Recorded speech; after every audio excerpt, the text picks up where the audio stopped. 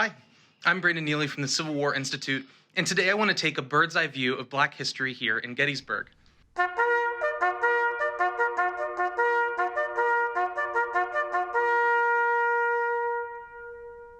Today I'm standing at the top of an observation tower on Southwest Confederate Avenue. In just a moment, we'll talk about what you can see from this gorgeous view, but first I want to tell you about the tower's name. According to the signs on each side, this is Longstreet Tower, named for the Confederate general who commanded troops near this location. However, historians like Gettysburg National Military Park Chief of Interpretation Chris Gwynn and Gettysburg College professor Dr. Scott Hancock have attempted to provide this structure with a new name in popular memory, Warfield Tower. This name is derived from James Warfield, a black farmer and blacksmith who owned the land the tower sits on. We'll talk more about James Warfield in just a moment, but by beginning with the decision about what to call the very spot we're standing in, we are engaging in historical memory. Gettysburg's history, for obvious reasons, has focused on the soldiers who fought here, and many of whom remain buried under its soil today.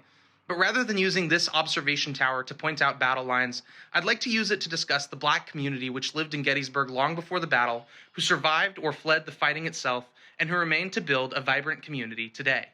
Let's begin by looking behind me to the west.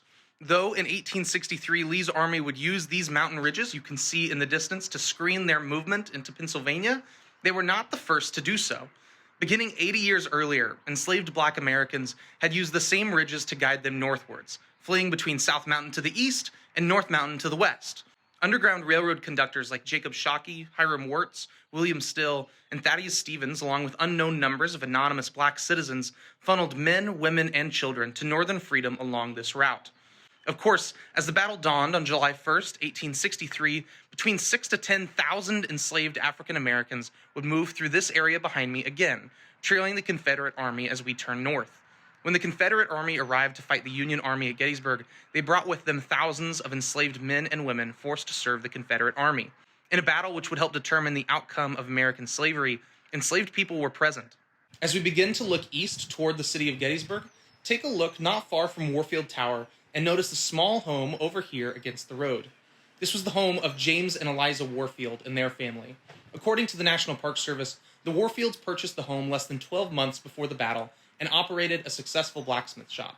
However, as news of Confederate invasion drew closer, they would join the hundreds of other black Gettysburgians who evacuated eastward. Their reason for fleeing was a terrifying one. The Confederate Army kidnapped black citizens as they passed through Pennsylvania, enslaving them and forcing them to serve their soldiers. As Franklin County resident Rachel Cormany remembered, some of the colored people who were raised here were taken along. I sat on the front step as they were driven by just like we would drive cattle. One woman was pleading wonderfully with her driver for her children, but all the sympathy she received from him was a rough march up. Stand-up citizens like James and Eliza Warfield, Basil Biggs, and Jack Hopkins evacuated Gettysburg to the east to avoid similar fates. Thus, as enslaved black Americans arrived at Gettysburg from the west, the black community which populated Gettysburg behind us fled to the east. From Warfield Tower, you have one of the best views of the Union line on Cemetery Ridge.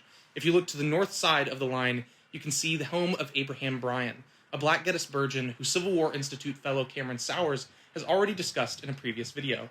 After 3 days of fighting, the defeated Confederate Army began their retreat south into Maryland, marking the end of their invasion into Pennsylvania. As their gray columns marched into the distance, black Gettysburgians returned home to destruction and looting. James Warfield found that he had lost $516 worth of property when his home and a farm was ransacked by both armies. Adjusted for inflation, this was nearly $10,000 of life savings wiped out in just 3 days. The lives black Gettysburgians had carved out for themselves were threatened, their property destroyed, and their freedom challenged. But beyond the view of Warfield Tower, in Gettysburg and the rest of the nation, black communities rebuilt from the damage of the war and began new lives in its aftermath.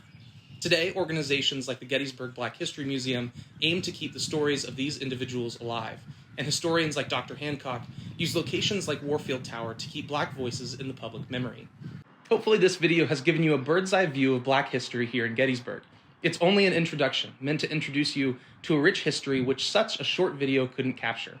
I'd also like to give you an invitation to get closer, dig deeper, and learn more. From June 10th to 15th, over 35 prestigious historians from across the nation will be joining forces here at the summer's Civil War Institute Summer Conference.